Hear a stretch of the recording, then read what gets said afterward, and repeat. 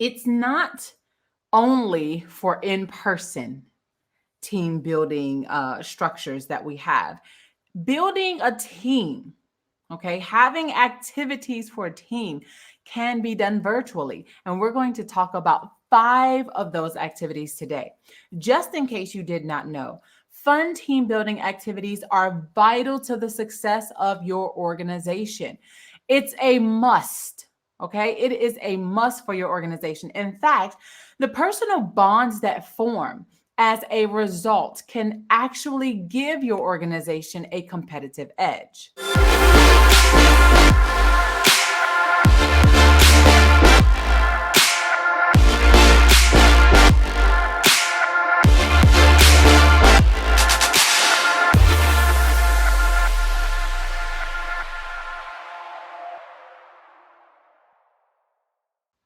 Hey, hey, hey, entreleader, and happy Wednesday. Welcome to the 30th episode of the Leaders Lab podcast. I'm so excited to be talking to you today about 5 powerful team building activities for building trust in virtual teams. And first, let's just address the elephant in the room. Your girl is back home in the studio.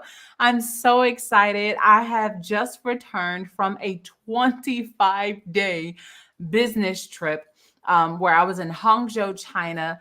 And let me tell you, the thing that I love most about traveling is not all the beautiful sights that you see, capturing all the wonderful video footage or taking photos or, trying different meals and food and all of those things. It's not that. The best thing about traveling to me is the feeling I get when I return home.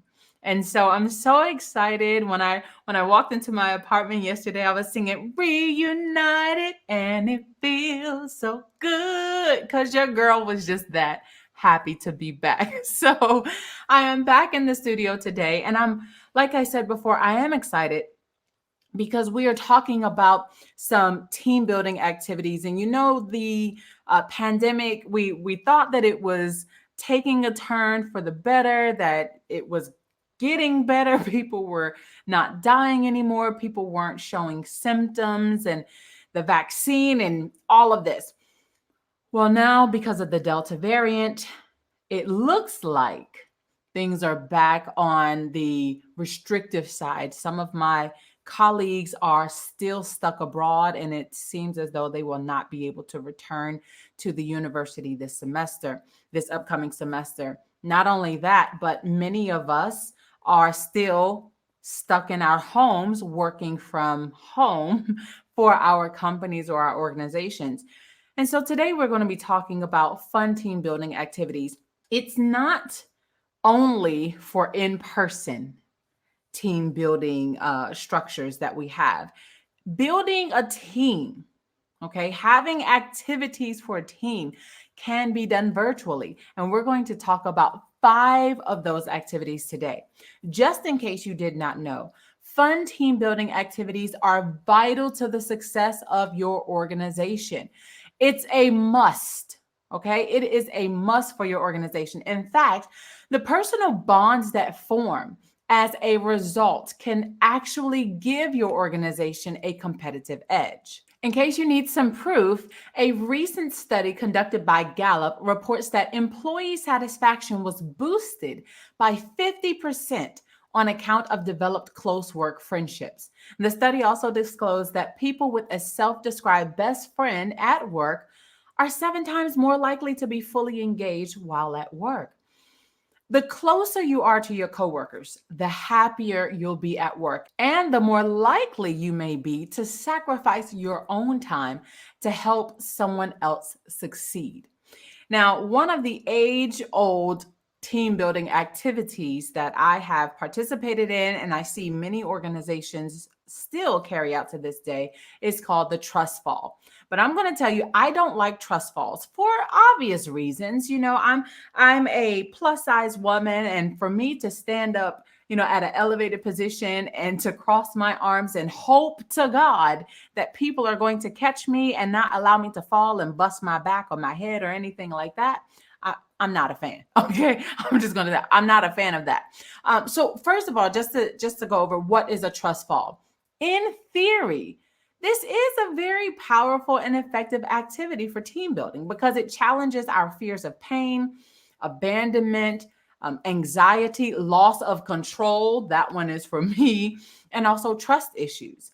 Now, to perform a trust fall, a person stands on an elevated position, like maybe a stool or a stage, or if you're outside, you might want to stand up on like a tree stump, and they cross their arms over their chest like this. So they cross their arms over their chest. They stiffen their body and deliberately fall directly back into the hopefully present arms of their peers to catch them.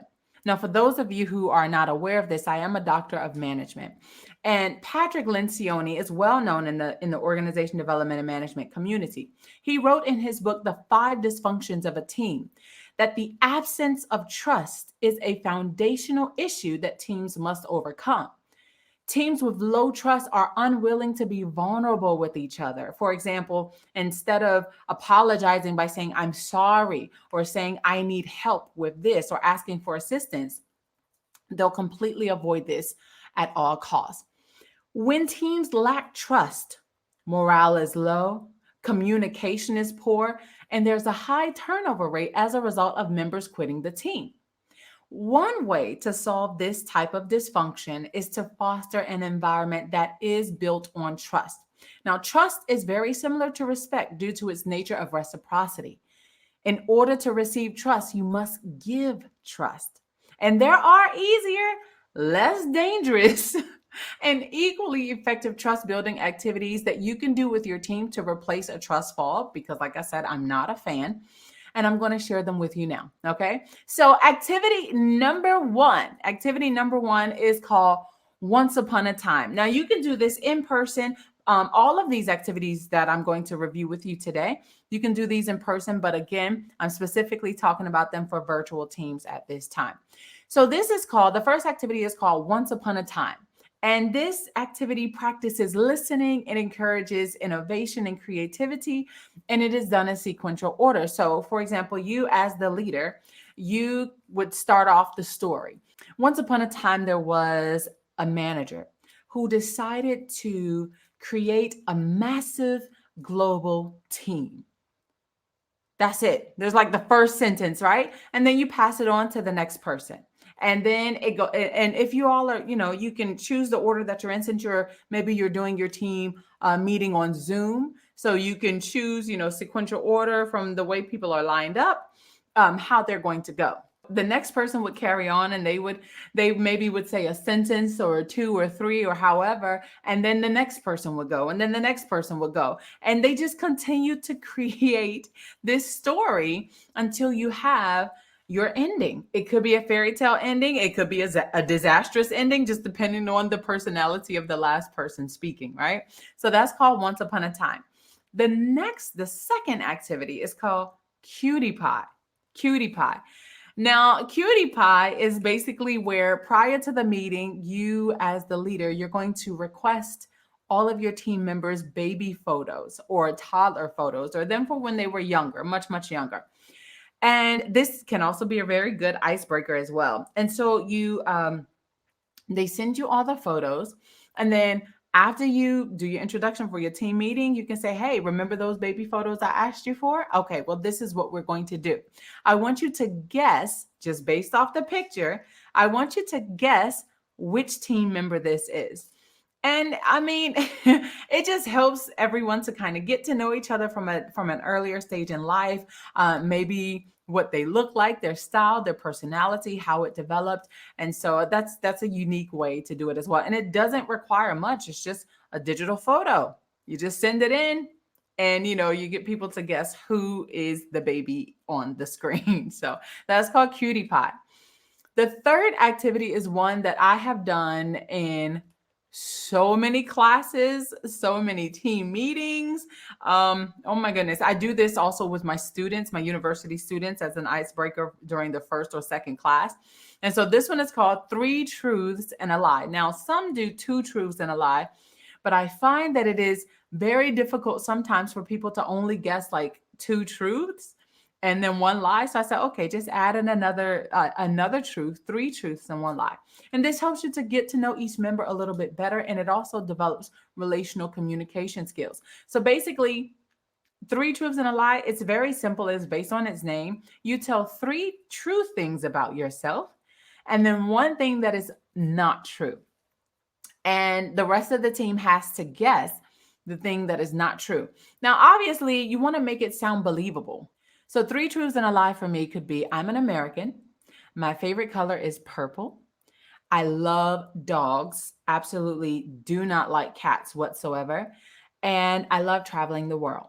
Now, out of those four things, you would have to guess which one is the lie. Which one is the lie? All of them, you see how easily they just rolled off my tongue, right? Because you want to choose, you want to choose some things that they're just, they all seem like they're the truth, right? They all seem like they're the truth. And this game can actually be drawn out quite a long time. So make sure that you have a time limit, or else you're going to spend the entire meeting trying to guess everyone's truths and everyone's lies. Okay, so that's activity number 3. Activity number 4. I love this one. I really, really love this one. You can do this, of course, in person, but also you can do it virtually. Virtually, it's called Team Movie Night.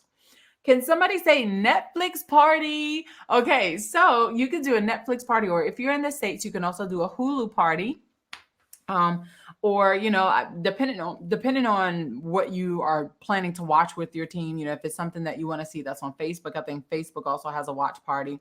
But so yes, you can watch movies with your team.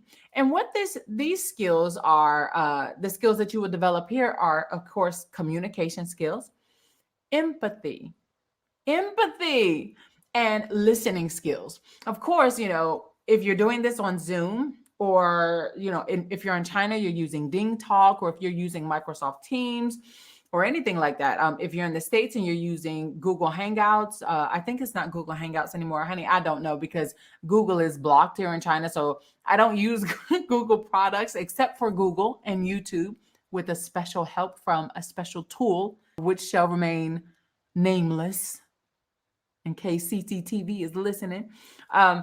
But I don't use like Google Hangouts or Google Teams or whatever it is. I don't even know if they have that, but you could do that as well.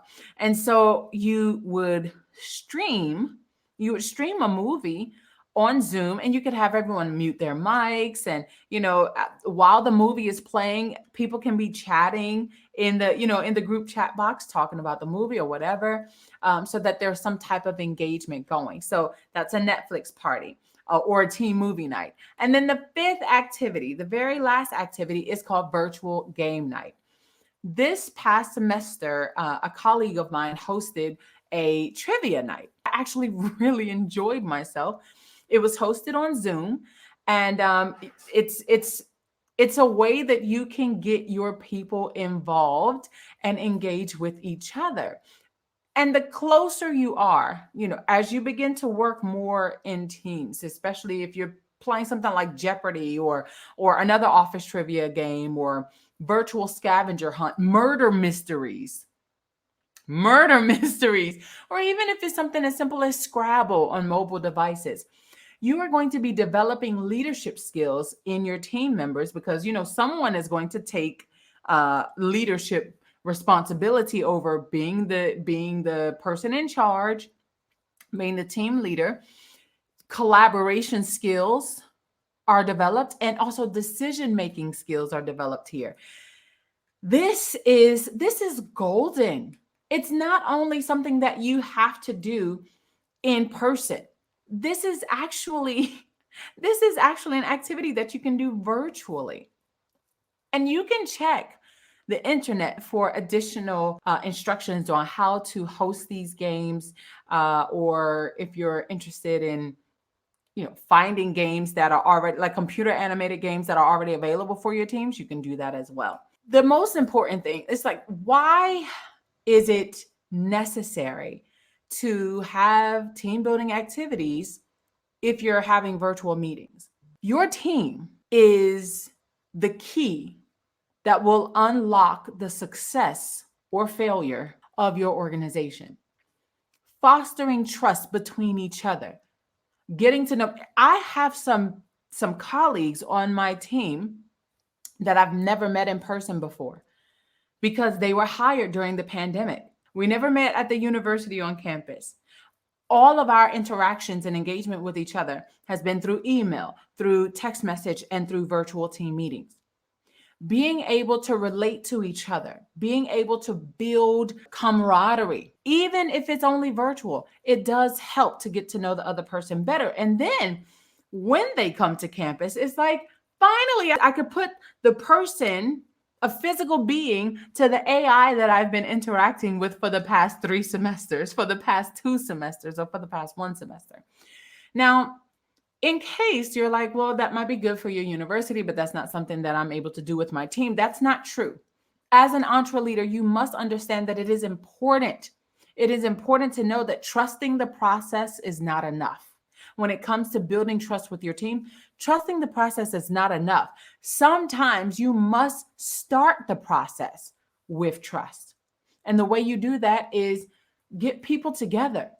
Show people that there are activities that we can do, that we will do as a team virtually right now to help us build trust together, so that when we come together, our work ethic will be even stronger, and what we can accomplish together, it would be even more solidified. It would be much, much stronger because we've developed this type of relationship with each other, regardless of having not met in person yet.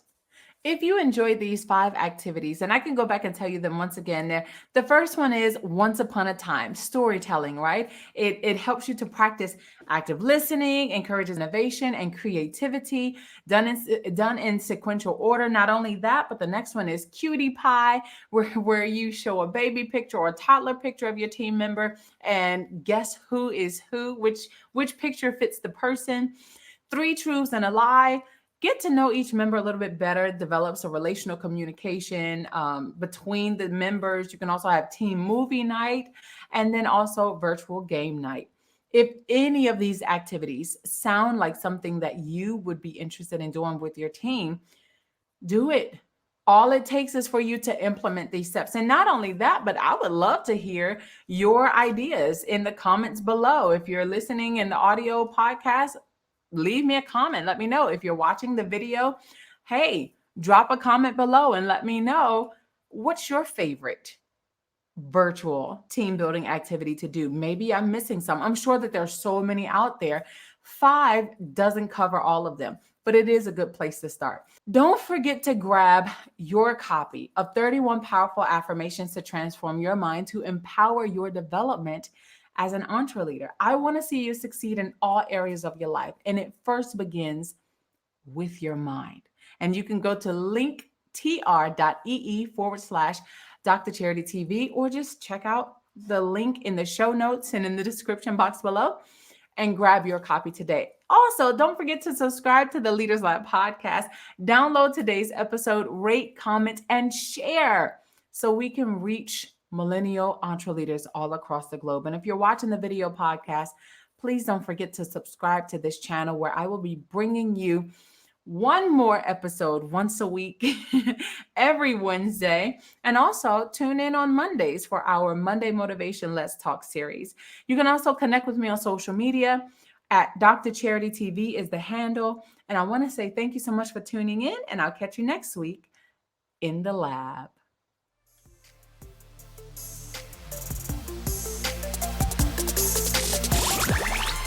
Thank you for listening to the Leaders Lab podcast.